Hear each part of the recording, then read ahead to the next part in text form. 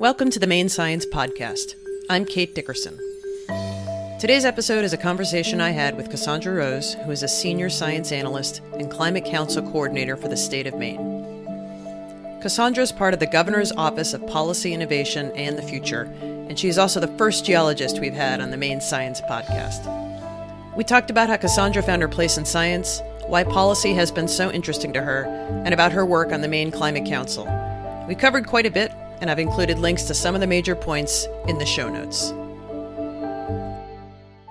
Welcome to the Maine Science Podcast. I'm really grateful for your time. I know with your work with the Maine Climate Council, you've been wicked busy, so I really appreciate it. Thanks for having me. I was hoping you could give us a little bit of a background on both your science background and education, and then how you got to Maine, because like me, you are not originally from here. Sure. Well, I'll take the latter first. I had the great good fortune to marry a Mainer many years ago, and he brought me to Maine many times while we were dating and after we were married, and just fell in love with the state. And a few years ago, we had the flexibility to move where we wanted, and I suggested, why not move to Maine? And very much happy with that decision. It's a wonderful place to be, and I'm really happy to be an adopted Mainer. Although I am originally from, I'll claim California and Florida. The thing that I love about Maine, one of the reasons I really wanted to move here, is that there's such a strong sense of community here and just strong ties to the place. And people love being from here. They feel really strongly connected. One thing about growing up in California and Florida is those are both much younger states. People haven't lived there as long, and they've actually seen much bigger population booms in the last 100 years alone. Where I did my master's in the 1960s, it was surrounded by orange groves, and now it's fully urban. So I think your other question was how I got into science, and I think that's a great question. I'm not sure I entirely understand it myself. I come from a heritage of immigrants. I come from a Mexican American family in California, and not a family that was very educated. I'm actually the first in my family to graduate with a 4-year degree, much less a PhD. And I've been incredibly lucky that way. And I definitely was really lucky to have parents and grandparents who nurtured my very early love and interest in just learning, and I think science in general.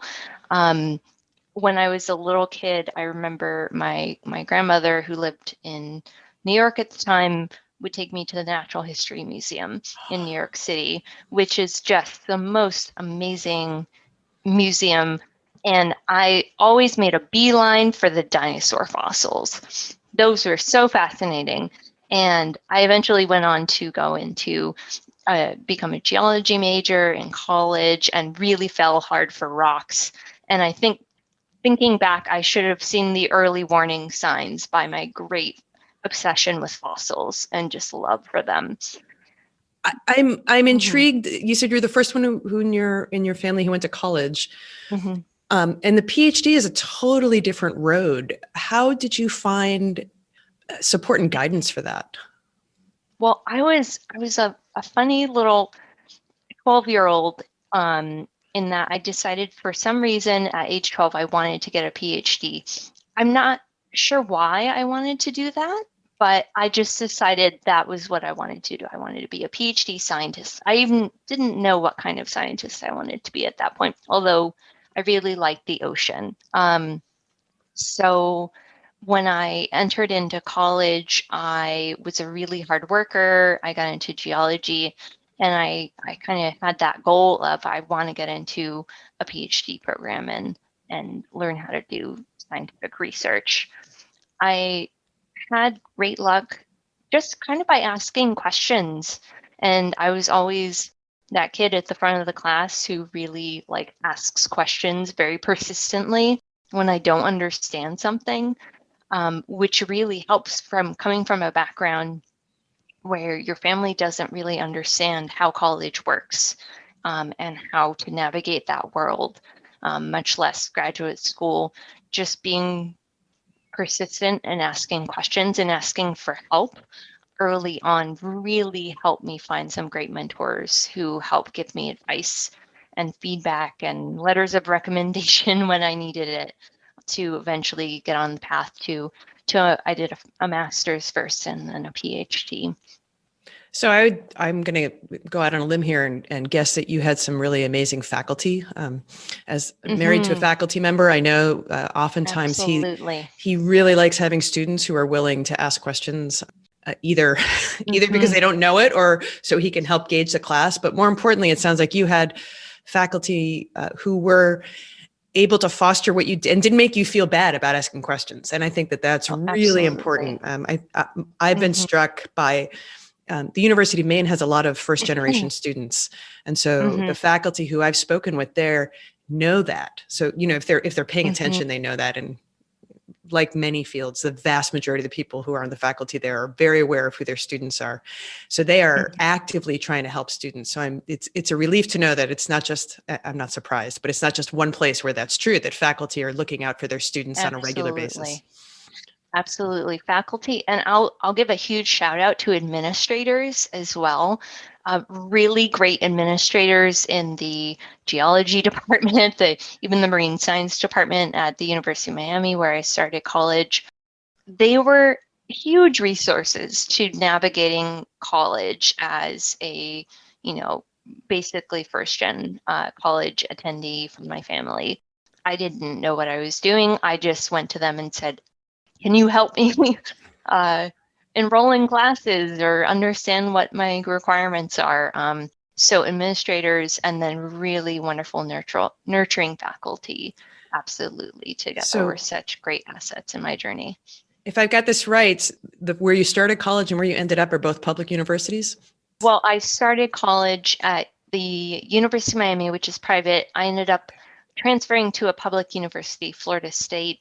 And I did my master's at the University of California, Riverside, which is a land grant public university as well, which was a great experience. I really loved my time there and learned a lot and got a world-class education that was on par with everything I did in my PhD and learned during my PhD at Columbia, which was a private university.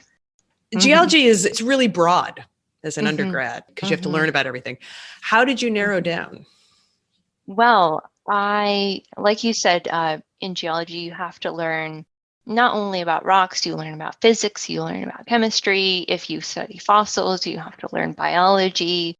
It's very wide ranging, which I love because I just kind of loved the whole Earth and learning about how the Earth system changes over time. And that kind of means learning all the different parts of it. When I was in college, the film An Inconvenient Truth came out, and that really opened my eyes to climate change for the first time. I learned a little bit in classes, but it wasn't certainly as big a topic in wider culture as it is today. And so that got me interested in learning about past climate change. And I was lucky to get a work study job actually picking foraminifera, these tiny little marine critters from ocean mud for a graduate student as my job. And that exposed me to the world of paleoclimatology and geochemistry as well. So that really did influence the fields I ended up going into, which was really trying to understand the history of climate change, particularly changes in rainfall and how that affects runoff and the landscape over time. That really helped influence me just by getting that sort of practical hands-on experience of picking bugs under a microscope. When you say over time, do you mean what most people think of with time, or do you mean geologic time? I mean geologic time. I My favorite thing to think about is how does climate variability that happens every, on a 1,000-year time scale, how does that change over millions of years? So from 25 million years to today, how has the landscape changed? How has rainfall changed? And those are time scales where you get to picture in your head continents zooming across the world. It's kind of, for me, it's sort of like a fun game of picturing, okay, the continent moved from here to here, so how would that have impacted rainfall? I love visual. I'm a very visual person. I think a lot of earth scientists are. And so if we can just picture stories in our head, I think we're the most happy. Do you have a favorite time era? I would say it's hard to pick, but if I could pick a time that I could go back and see I'm going to just put aside dinosaurs in the Mesozoic because that's an obvious one. I think going back to the Carboniferous period period in Earth history around 300 to 25 million years ago, when we had essentially swamps worldwide, forests worldwide. And this is when a lot of the coal in Earth history was deposited from these very extensive swamps. And because so much carbon was being buried, oxygen levels were really, really high in our atmosphere. And that allowed for the growth of the largest insects in world history, in Earth history. So picture 3-foot wingspan dragonflies, essentially. Just mass. It was a totally different world. I don't know that we'll see a world like that again, but I think it's just so cool to think about, like massive dragonflies, massive insects, swamps everywhere. It's fun. It's a fun thing to think about because it's so different. So Columbia University for your PhD, I read that your work was in the Mediterranean, correct? The runoff. Yes. I'm assuming that had a little bit of North Atlantic. And did that have as much to do with your advisor as your interests, or just it was also a good sample for what you were interested in? I think a little bit of both. For my PhD, I really got interested in trying to study what the climate context was for human evolution in Africa. So humans have, we primarily evolved in the continent of Africa. There are a lot of species, and since our split from a common ancestor with chimpanzees about 7 million years ago, we've had a number of really interesting climate shifts over the same period of time. And during that same time period, Africa as a whole has gotten a lot drier, and we've seen the growth of the modern day Sahara Desert in particular. This is sort of a longstanding interest of mine, human evolution, something I got really into as a kid. And so as I was looking into different PhD programs, I knew Columbia Lamont Doherty Earth Observatory was world-class. I had the great fortune to do an internship there. And I was looking at the research of different faculty and came across my PhD advisor, Peter Domenical. And it just sort of clicked that, like, hey, this is something I'm super interested in. And Peter has great expertise and has worked a long time in trying to study the history of aridity in Northern Africa in particular. So I applied to work with him, and was lucky that he accepted me into his program. And I went to work there to try to figure out primarily why has the Sahara Desert become a desert, and when did that happen? This is actually a question scientists still don't know the answer to very well. It's all sort of background context to human evolution. And so looking at ocean sediments in the Mediterranean and the North Atlantic are a record over millions of years of how the continent of Africa has changed over time. And so we looked at the geochemistry of these sort of geochemical fossils, plant wax fossils, quote unquote, or plant wax compounds that you can look at and extract from ocean mud. You can look at the fossils themselves, so microfossils growing in ocean waters. There are just a whole lot of different tracers you can use to try to get at the question of when did the Sahara become arid and why? Do you feel like you've gotten any closer? You said we still don't know, but you must have some tidbits, maybe? Yeah, so I think we, through the work of my dissertation and the work of some of my colleagues at Lamont and elsewhere, I think we've begun to get a better picture of at least how the landscape changed, and particularly how plants changed across Northern Africa. So while I didn't really find out a lot about changes in aridity over the last 25 million years in my PhD, I did find this really big shift in plants, from this kind of plants called C3, which tends to be more dominated by trees, to C4, which is more tropical, dry adapted grasses, happened right at 10 million years ago. And one of my colleagues who was doing a postdoc when I did my PhD and on my lab found in Eastern Africa, right at 10 million years ago, we see something big happens where you see a huge shift from C3 to C4 plants.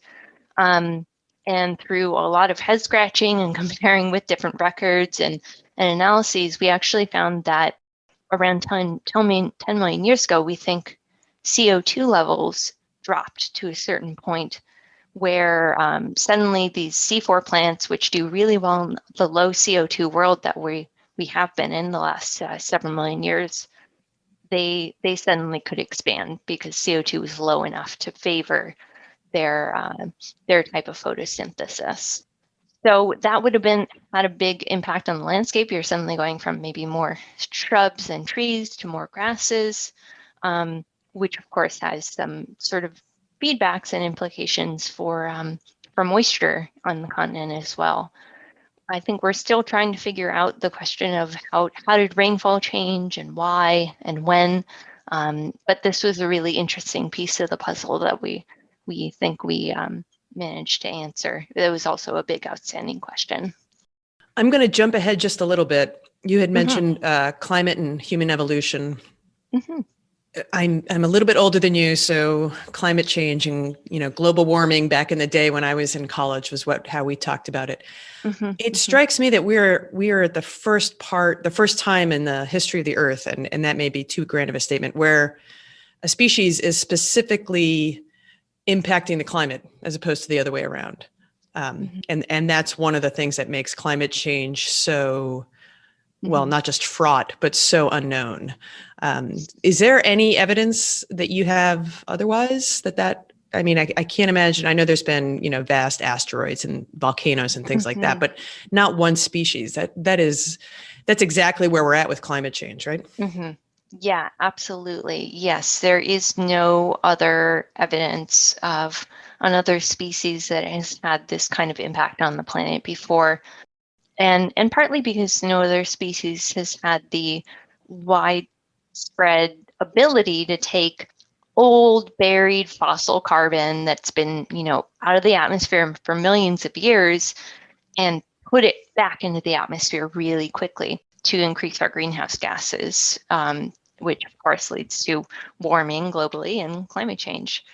So there are some natural processes that occasionally have done something similar, like an asteroid impact or the sudden melting of methane hydrates, or clathrates they're called. They're methane deposits in the deep sea of around 55 million years ago that we think were suddenly released and led to massive warming. But there hasn't been an example of another species that has done this. It's always been natural processes or external processes. So the human evolution that you've been interested in, impacted by climate, has formed the basis for some of how we can think about how climate change is going to impact us and what the impacts on the human, how we live, could be. Does that seem fair? I think so, yeah. It certainly, we can this sort of research helps us better understand the history of what climate has looked like for our species over the last, and our genus over the last 7 billion years. But what climate scientists everywhere have concluded is that we are very rapidly pushing the climate towards climate conditions that we have never experienced before. And we're doing so at a rate that's unprecedented in Earth history. And that is very concerning. Usually we don't see geological scale processes, things that normally take hundreds of thousands to millions of years.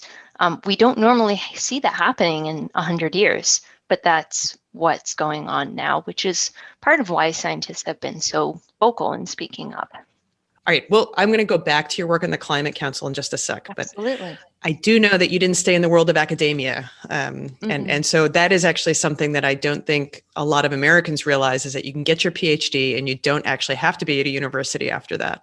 So why did you pick that? And what did you do before you got here to Maine? Yes. So I got my PhD 5 years ago now, almost exactly 5 years ago. Wild.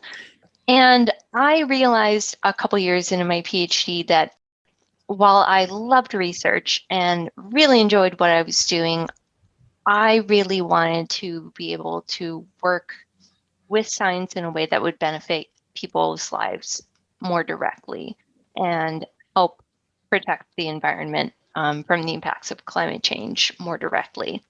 I consider myself a paleoclimatologist by training.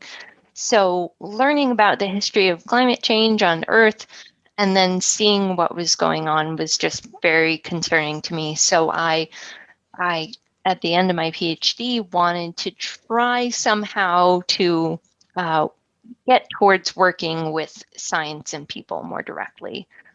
This was a bit nebulous, and I will say one thing that I would love to see more universities do around the country is to have bring in speakers to give students ideas of the different career paths that are out there. Because when I finished my PhD, I thought I have to go into academia or oil and gas, because as a geologist, those are kind of the two major pathways, or environmental consulting. So I applied widely, and I ended up landing at a geoscience nonprofit organization just outside Washington, D.C., managing a program that aimed to connect the geosciences with decision makers at the state and local levels in particular, but also working with federal policymakers.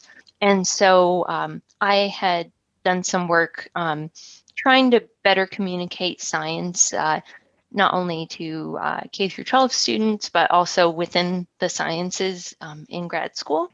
And so I got to work in a program at this nonprofit that allowed me to do this full-time for the first time, where I was really putting into practice ideas of how to better communicate science in a way that would make it usable for policymakers. And so we were trying to do this not only for climate science, but water, natural resources, minerals, energy, and natural hazards. So I had to be a generalist and learn a lot about a lot of different geoscience topics, which was really fun. And it exposed me to the world of policymaking and how science is used in policymaking, which is quite variable depending on who you are, what you're doing, what level you're at, whether you're a local planner or you're a member of Congress. It's very different and context specific. So that was a really great education in the world of policy.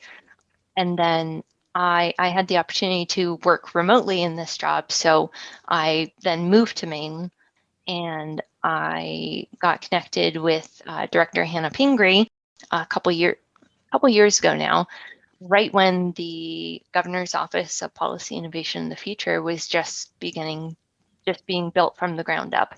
And so she very happily invited me to come on board as a climate scientist with policy experience in the summer of 2019. And so been working with her and with the Climate Council ever since. So have you found that it not only is the difference in how you talk about science and policy based on the level of the government that you're talking to, but also the specific area of science? Did you find that even within the geosciences, you had to frame things differently based on the science part of it that you were talking about? It's an interesting question.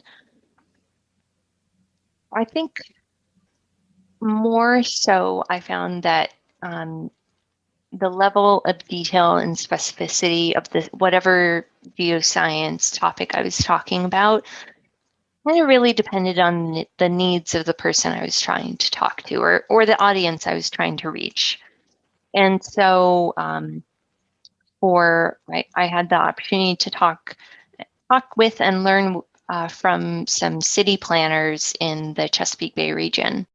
And they really needed very local data and information to help them decide whether or not they wanted to approve permits for different things. They were really very specific and they were knowledgeable. And so they kind of really had some specific needs for just data and maybe examples of case studies that they could learn from. Whereas a member of Congress or their staff, they wanted to know, I would say, more broad details, like examples of research that used public dollars well and showed a great return on investment for the investment of federal research money or that sort of thing. And so the level of detail is very different.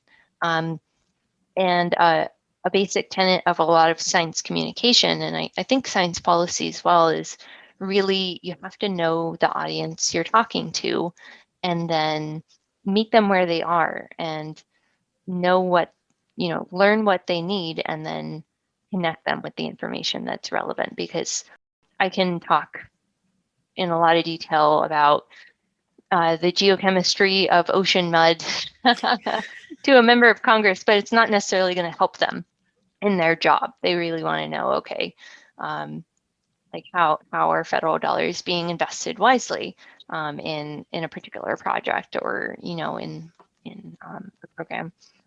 So I would say it's very much audience dependent and less so science dependent, although there's also an art of talking to different parts of the sciences as well. That sounds like it was about the perfect background and policy primer that you would need to be part of the Office of the Future and the Climate Council in particular. I've been really proud to be in Maine with the Climate Council. I think what the climate future or the climate plan that was recently released, and the fact that Governor Mills recognizing that we really needed to kind of step up and come up with a plan, if only to show others how to do it, I think has been, it's just, it's leadership at its best. Having said Absolutely. that, you had to coordinate all these different sciences, all these different agendas, all these different areas. I mean, it was not a small, we could spend hours just talking about that. And at some point I will rope you into that. But if you, just because I find it fascinating, if you could just give an overview of what you do at the Climate Council, but also the complexity that we're dealing with. We can't overstate enough the complexity of the climate. And I think you've done a really good job just talking about, even if you look at paleologically, right, the changes in the climate and that what we're doing is in a compressed time, but all of the parts of Maine that are being affected literally are representative, I think, of the entire country, right? We have everything here that's going to impact, that's going to happen across the country, if not the world. So maybe if you could have at that part, that would be really helpful. Yeah, absolutely. Well, it's been an absolute privilege to work on this effort for the state of Maine. My entire team is so proud of just how much energy and willingness there has been on the part of over 200 people, volunteers, to spend so much of their time from late 2019 until this December to put together an amazing plan to address climate change, which, as you so rightly noted, it's a really complicated problem. I think what we're seeing with the current pandemic is emblematic of the complex issues that we're going to have to deal with in the long term and are already dealing with climate change. It touches all parts of our environment, our society, our economy. It touches everybody, whether or not we realize it. And so it's a slower moving challenge, but it is already here, and it's something we're going to be dealing with for hundreds of years.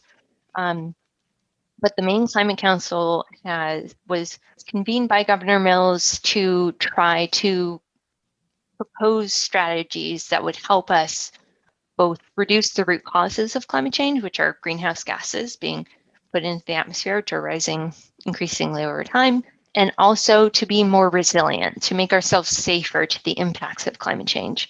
As anybody who, even me just living in Maine, this is my third winter in Maine, and listening to my husband's stories of what winters used to be like, I can see from my short time here that it is very different.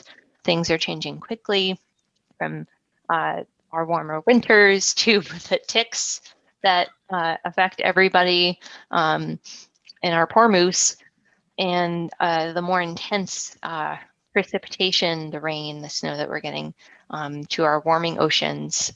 It's the signs of climate change are becoming increasingly difficult to ignore. So the climate plan is really Maine's plan to do our part to reduce our contribution to that, but also get ready for those impacts that we're already dealing with and that are going to increase over the coming decades to centuries. So we're really proud of where we've landed. Where we're at right now is that the climate action plan has been delivered to Governor Mills and the legislature on December 1st of last year. And now we're shifting into this implementation phase. So Governor Mills and the legislature are working on rulemaking, executive orders, and bills that can help start to implement these. And we're doing so in a really interesting, different context than we expected initially, which is a global pandemic where people are really suffering a lot. And so we're trying to ensure that the recovery from this pandemic is done in a way that also gets us ready for climate change and reduces our exposure to those impacts as well. Would you mind giving an example or two of the resilience that's recommended in this plan so that people have a concrete, I mean, I'm going to include all sorts of links in the show notes about where to find it and you can read up on it, but an example or two of what you mean, because I think that's actually, and I even miss saying that, that's one of the most important parts of this. It's, you know, on the grand scheme of things, Maine's impact to climate change is not gigantic, but our resilience has to be gigantic. It has to respond to what we have here in the state. So if you could give an example or two, that would be really great. Yeah, absolutely. I'll give a couple of examples. The first one, I think, is an example of how Mainers can both, we can reduce our emissions footprint, but also be more resilient. So I'll give one great example that I love, which is the electrification of our heating. And so Maine has already been investing in expanding heat pumps in our state, or as the Climate Council has recommended calling them, heat-cool pumps. So anybody who's lived here has noticed that the last several summers in particular have been getting really hot. So heat pumps are this really efficient type of heating technology that allow you to heat your home comfortably, that also reduces the amount of greenhouse gas emissions, because if you're running your heating off of electricity, that generates fewer greenhouse gases than if you were burning like heating oil or propane or burning wood. And so this is a great example of something that allows you to reduce your emissions, but also makes you a little more resilient to climate change, because a sort of side benefit to having a heat pump is that it can also cool your home.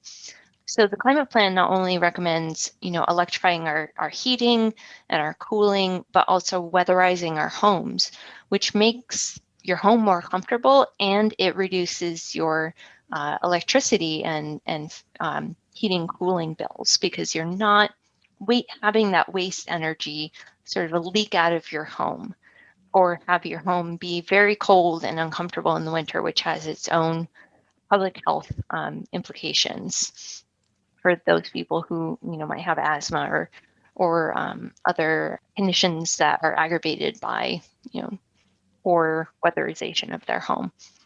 I think another really important part of the plan is recognizing and having projections of how sea level rise will impact our coast, and having a good understanding of what the rates are likely to be and what the amounts are. And so the climate plan has recommended projections for the state of Maine, but also towns to plan for. And it kind of depends on what you're thinking about. Are you, like, say, if a town is rebuilding a road, or they're thinking about moving a water treatment plant, really thinking about the longevity of that infrastructure and the different rates of sea level rise that you might need to take into account. You might want to be a little more conservative and figure on a higher rate of sea level rise in the future, as opposed to hoping it'll be less. So the climate plan has great science and recommendations for being more resilient to those impacts, just the pure impacts of climate change, not just the causes as well. There's a lot in this plan. It's so hard to pick. Yeah, I realize that's like you asking me to pick my favorite child. So I appreciate you. So your job was to, when you first started with Hannah and the Office of Policy in the Future, was to kind of shepherd this and make this happen, this climate plan. So now I'm assuming your job is to continue to shepherd it and to get the word out and to help towns and cities and townships and places to understand what's in the plan and help facilitate the changes that we need. You are right on. The Climate Council does not disband. They are created in perpetuity. So, and they're charged every 4 years. They have to deliver an updated climate plan, which I think, as a climate scientist, is great, because that'll allow us to keep tabs on what the climate's actually doing and to adjust our course as we need over time. So my job as the Climate Council coordinator is to ensure that they keep meeting, keep monitoring progress on the plan, so that the Climate Council and the working groups will maintain essentially, or trackers on the progress. So that is going, but my colleagues and I in the Office of Policy Innovation in the Future will also be working on trying to help coordinate different parts of the implementation of the plan. And so we are not doing this alone. There are large parts of the plan that are assigned to different state agencies. Also, there will be a lot of work with partners, with outside of state government as well, and of course working with the legislature. I'm really excited about working on the parts of the plan that have to deal with trying to make sure that we have great climate science information and monitoring available, so that we know what to expect, and we can fill in some gap areas.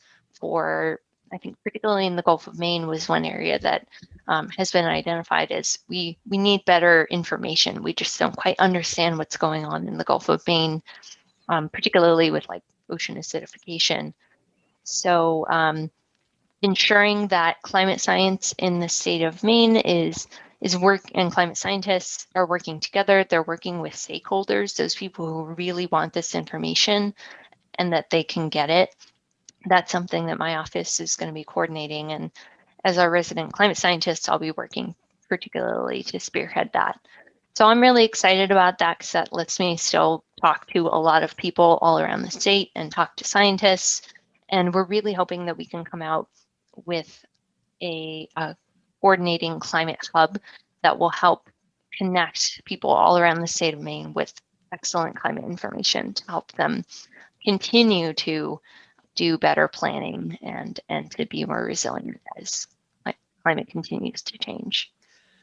I find the way that we've responded to the pandemic from the science point of view absolutely awe-inspiring. And it's on the shoulders of a lot of really interesting basic research, which I think we have we don't pay enough attention to. And I think the climate change and the science behind it is the same way. One of the things that I've learned in my research when I commissioned the symphonic piece, The Warming Sea, is that the first academic paper about climate change was written in 1938. So this is not new in the world of science. No. So it's kind of up to us who are pushing for science advocacy, and I mean that in all the good ways, and science communication, that we continue to get it out there. So I am particularly grateful for the work that you do, and I'm especially grateful that you have this way to get the scientists to all talk to each other, because that is no small feat, and also to get it out to the public. So standing offer that anytime you want to get it out to the public and we can help, we absolutely will here at the festival. So. Thank you. We really appreciate that. And we want to, in GoPIF, as we call our office, we really plan on and want to communicate very frequently and regularly with the Maine public. And we will be having a number of communications efforts as we move into the spring and the summer that we're really excited about. And I'm excited about, perhaps by next fall, we can all actually be in person and talking and getting back in the game. I certainly hope so. And I want to just put out a huge thank you to all of our frontline workers and our health workers and everybody at the Maine CDC and all of our organizations around the state trying to keep everybody safe, because you are doing an amazing job. I agree that just seeing how respected a role that science has is at the table of decision making around the pandemic has been incredibly impressive. And Dr. Shaw has done a great job in being, I think, a really clear spokesperson for the role of data in science in making decisions. And I think this is a great example that we can only hope to learn from and emulate as we move forward. And I will add educators to that list as well. I think that completely often underappreciated. And parents. I've different people in my family who are educators at all different levels. And if we get out of this that science and education is important, then it won't be for naught. So this has been a joy. Thank you so much for joining me. I really appreciate your time. Thank you for having me. It was really wonderful to talk with you. The Maine Science Podcast has received support from the Maine Technology Institute and is recorded at Discovery Studios at the Maine Discovery Museum in Bangor, Maine. The Maine Science Podcast is produced and edited by me, Kate Dickerson. I received production support from Maranda Bouchard. The Discover Maine theme was composed and performed by Nick Parker.